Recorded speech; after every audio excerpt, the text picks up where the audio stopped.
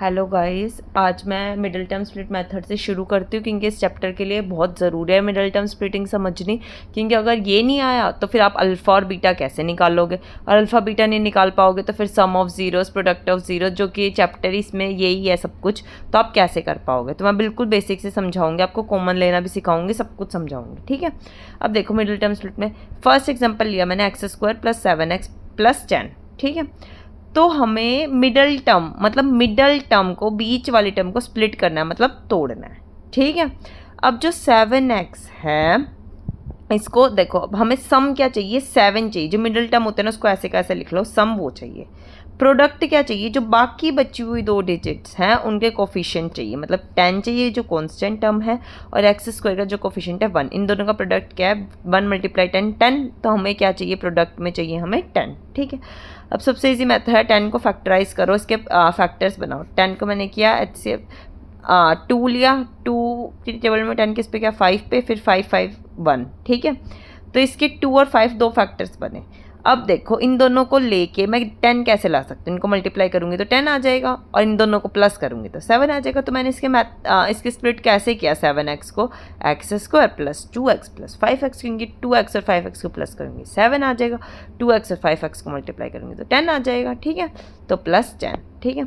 अब इन दोनों में से कॉमन क्या क्या, आप देखो इन दोनों में क्या क्या कॉमन दिख रहा है। x कॉमन दिख रहा है, x² का मतलब क्या है, 2x × x, तो 1x हमने बाहर ले लिया। अब इधर तो 1x तो और बच गया ना, और इधर क्या बचा, x तो मैंने बाहर दे दिया, तो इधर बचा 2, ठीक है।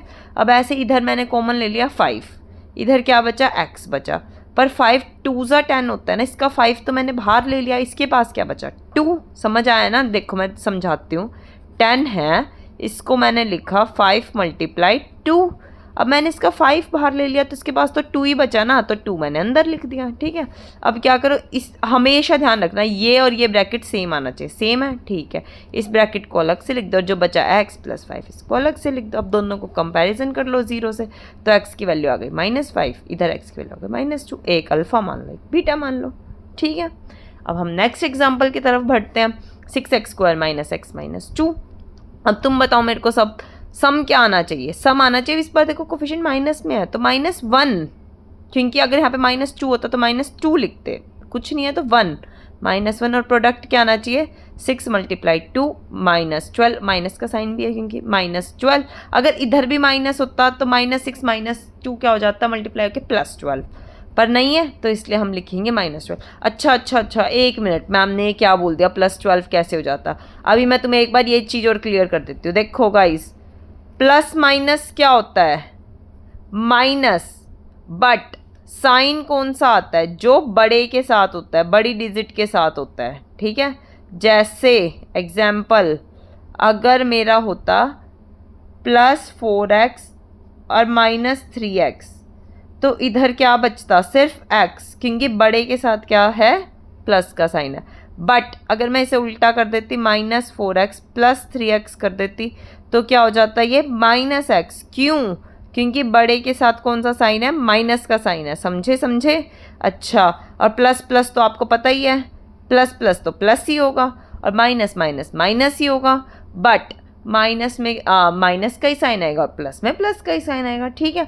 बट मल्टीप्लाई में क्या होता है, जैसे इसमें तो मल्टीप्लाई कर रहे थे हम, तो मल्टीप्लाई के केस में क्या होता है, अगर एक जगह ओड में माइनस है, मतलब 1 3 5 ओड माइनस है, तो माइनस कंसीडर होगा। और इवन में माइनस है, मतलब 2 माइनस है, 4 6 8 10, तो माइनस कंसीडर नहीं होगा, माइनस नेग्लेक्ट हो जाएगा। मतलब जैसे 6 × -2 था, यहाँ पर एक बार माइनस है तो आंसर आया -12।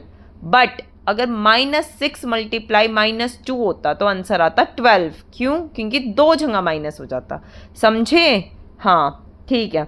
तब देखो सम आना चाहिए था -1, और प्रोडक्ट क्या आना चाहिए था, -12, ठीक है। अब देखो मैंने 12 के फैक्टर बनाए, तो 2 6 2 3 3 ऐसे बन गया ये, ठीक है। अब देखो मैम आपने ये दोनों ही क्यों लिए, मैं पेयर्स बना के देखेंगे हम। अगर देखो मैं 2 और 3 2 × 3 6, मतलब 2 और 6 का पैटर्न बनाते, तो 2 और 6 का पैटर्न में -1 कैसे आ जाता भाई, सम में नहीं आ सकता था।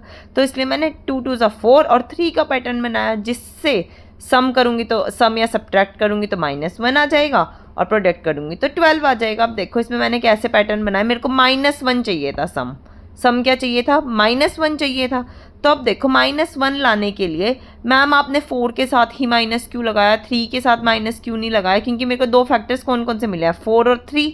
तो मैम आपने 4 के साथ कैसे डिसाइड किया, 3 के साथ क्यों नहीं लगाया, क्योंकि बच्चा मेरे को सम में माइनस चाहिए। माइनस कब आएगा मेरे पास, माइनस तब आएगा ना जब मैं बड़ी डिजिट के साथ माइनस लगाऊंगी, यही तो मैंने एक्सप्लेन किया। तो इसलिए मैंने लिखा -4x और +3x। अब देखो इनका प्रोडक्ट करूंगी तो एक माइनस है तो मेरे पास तब भी -12 आंसर आ रहा है, ठीक है, समझे। तो इसलिए मैंने 6x² + 3x -4x -2, ठीक है। अब इनमें से मैंने क्या बाहर लिया, 3x कॉमन ले लिया। अब इधर क्या बचा, 2x, क्योंकि 3 × 2 = 6 और x² वापस आ रहा है, ठीक है। और इधर बचा +1। अब इधर बाहर देखो इसमें कैसे कॉमन लोगे, -2 मैंने बाहर ले लिया। अब इधर देखो इसके पास क्या बचा, ध्यान से समझना इस चीज़ को, पूरी ज़िंदगी भर काम आएगी तुम्हारे अगर मैथ्स बैकग्राउंड लोगे तो। -4x है, इसके पास भाई क्या क्या था, एक तो माइनस था, एक 2 था, फिर दोबारा 2 था, फिर x था, ठीक है। अब मैंने इसका माइनस भी बाहर ले लिया, 2 भी बाहर लगा, इसके पास 2x ही तो बचा यहाँ पे, 2x + 1। अब इन दोनों को साथ में ले लो, 2x + 1 को साथ में ले लो। उसके बाद तुम्हें 0 के इक्वल रखना आता है, या 0 के इक्वल रख दो। इधर जो इस साइड जो माइनस का होता है उधर जाके प्लस का हो जाता है, और जो प्लस का होता है उधर जाके माइनस का हो जाता है। ये माइनस में था, इधर जाके प्लस का हो गया, तो x की वैल्यू ऐसे आ गई। अब इधर मल्टीप्लाई था तो इधर आके डिवाइड हो गया। अब ऐसे ही देखो यहाँ पे प्लस का 1 था तो इधर आके माइनस का 1 हो गया, इधर मल्टीप्लाई में था तो इधर आके डिवाइड में हो गया, अल्फा आ गया, बीटा आ गया, ठीक है। एक और एग्जाम्पल देखो, x² + 7x + 12 है, ठीक है। तो इसमें मेरे को सम क्या चाहिए, 7, प्रोडक्ट क्या चाहिए, 12 चाहिए। तो मैंने इसको फैक्टराइज किया, फैक्टराइज करने के बाद मेरे को 4 और 3 बन गया, 4 और 3 आ गए ना फैक्टर्स। तो 3x + 4x, इसमें से कॉमन लिया x, इधर x + 3, इधर 4x प्लस, क्योंकि 12 के पास क्या था, 4 और 3 था, तो 4 बाहर दे दिया, 3 यहाँ पे आ गया। इसको और इसको कंबाइन कर लो और इस ब्रैकेट को कंबाइन कर लो, = 0 रखोगे तो x की वैल्यू क्या आ गई, -4 और -3। किसी को कुछ भी समझ ना आया हो तो कमेंट्स करना, मैं दोबारा एक्सप्लेन कर दूंगी, पर प्लीज़ अपने बेसिक्स क्लियर करके चलना, ठीक है। Okay, thank you.